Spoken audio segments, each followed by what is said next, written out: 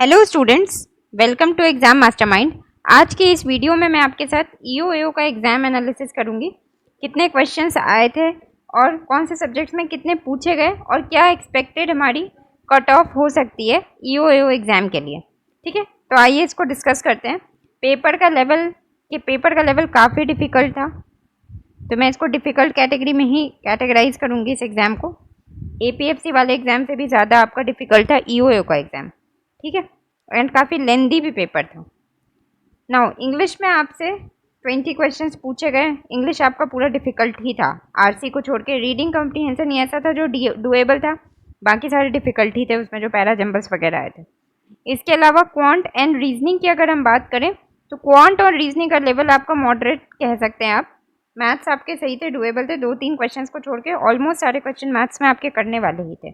Industrial relations काफ़ी deep था, act के अंदर से सवाल पूछे गए थे। लेबर कोड्स एंड वेजेस से कोई क्वेश्चन देखने को लगभग नहीं मिला हमें, सारे एक्ट से, वो भी plantation and labour act and in सारे एक्ट से था, जो हमारे मेन इंपॉर्टेंट एक्ट्स हैं उससे कम क्वेश्चंस देखने को मिले थे। तो ये आपका बहुत ज़्यादा डीप था आईआर।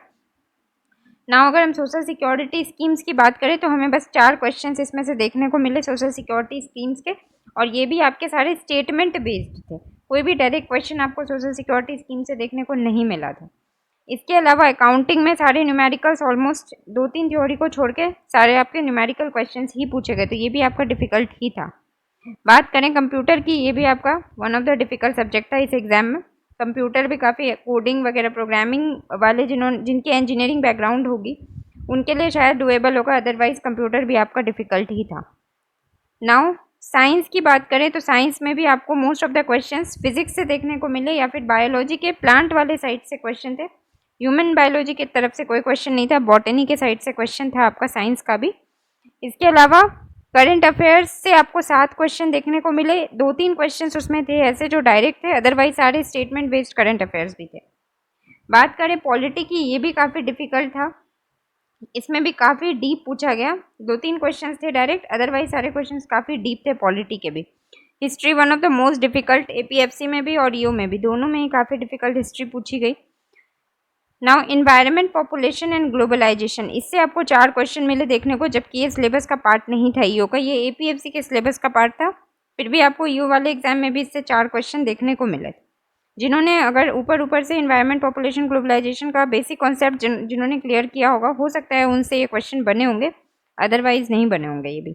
ऑडिट से तो बस एक क्वेश्चन देखने को मिला, इंश्योरेंस से भी एक क्वेश्चन देखने को मिला, ये सारा एपीएफसी का सिलेबस है, फिर भी इन्होंने ईओ के पेपर में भी ये सारा डाल दिया।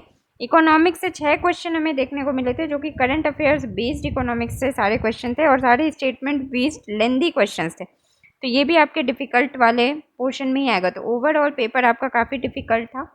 तो इसीलिए जो हमारी एनालिसिस है स्टूडेंट्स के पोल से एंड बाकी जिनसे भी हमने बात की है, उस अकॉर्डिंग ही हमारा एक्सपेक्टेड कट ऑफ है ईओएओ एग्जाम के लिए 145 to 155 के अराउंड आपकी जनरल की कट ऑफ आपको देखने को मिलेगी, ±5 लगा लीजिए।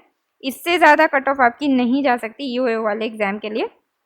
145 to 155 के अराउंड आपकी कट ऑफ रहेगी, आउट ऑफ कितना, 300 का आपका पेपर था। लास्ट ईयर आपकी 187 के अराउंड कट ऑफ गई थी जनरल कैटेगरी की। तो क्योंकि पिछले बार का पेपर बहुत ज़्यादा इजी था, इस बार से हम कंपेयर ही नहीं कर सकते पिछले बार के पेपर और इस बार के पेपर को। तो जब पिछले बार के पेपर में आपका 187 कट ऑफ गया था, इस बार आपका डेफिनेटली लो कट ऑफ जाएगा, इसमें कोई डाउट नहीं। एपीएफसी का कट ऑफ इसलिए थोड़ा सा हाई जाएगा क्योंकि उनकी वैकेंसीज काफ़ी कम थी, 159 वैकेंसीज ही है, लेकिन ईओएओ वाले पेपर में आपकी 418 वैकेंसी है। ठीक है, तो इस अकॉर्डिंग हमने वैकेंसीज के हिसाब से, पेपर के लेवल के हिसाब से, स्टूडेंट से बात करने के बाद जो हमने कम्युनिटी पे पोल करवाया है टेलीग्राम चैनल के थ्रू, इन सब चीज़ों से हमने ये कट ऑफ डिसाइड किया है। तैयारी करते रहिए, प्रिपरेशन मत छोड़िए, होपफुल रहना है सबको कि इस एग्ज़ाम में नहीं हुआ तो कोई और एग्ज़ाम से ही अगर आप लगे रहोगे तो किसी ना किसी एग्ज़ाम में आपका सिलेक्शन ज़रूर होगा। All the best to everyone and thank you for watching this video.